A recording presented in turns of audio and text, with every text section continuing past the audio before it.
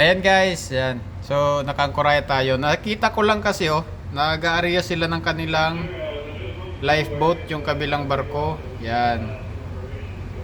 So, kita nyo yung side nila, may maliit na lifeboat nila yan guys, no. So, every 3 months ginagawa yan, no, nilolower yung lifeboat. Pero ang kanila kasi is David launch lifeboat yan, no, nasa sa gilid. So, typically meron niyang dalawang lifeboat, port and starboard, and then yung isa dyan sa kanila is kino-considered as rescue boat.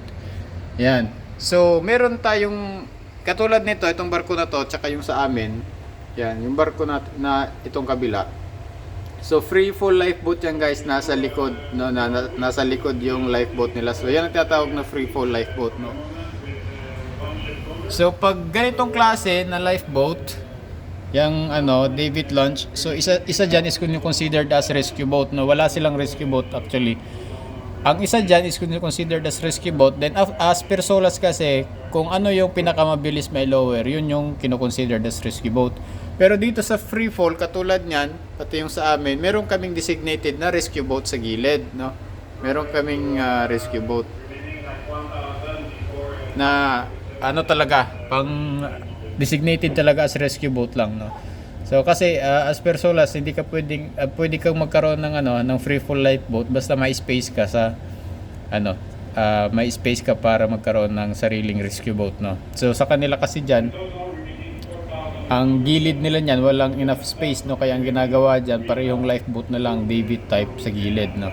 So yan na lang ang nila, pwestuhan nila. So ayan, binababa nila yan guys, inariya nila kasi ang requirement naman sa SOLAS na sinusunod sa mga barko, every 3 months, no. Every 3 months mag-aarya kayo ng inyong lifeboat, no. Lowering and maneuvering yun guys, no. Meron din sa free fall lifeboat, meron din kaming tinatawag na simulation free fall, no. Simulation drill ng free fall. Yun yung sasakay lahat ng crew and then i-operate yung simulation launching. So every 6 months naman yon yung requirements noon, no. Pero sa lowering at saka maneuvering, every 3 months yun guys, no. So nung nakaraang linggo lang kami rito, nag-area din kami ng aming lifeboat at rescue boat. So yun lang, no. Nakita ko lang kasi kaya sabi ko gawan ko na ng video kasi nakikita ko. So pasensya na kayo, medyo mapangit kasi yung quality ng camera natin, no. So cellphone lang kasi ginagamit ko.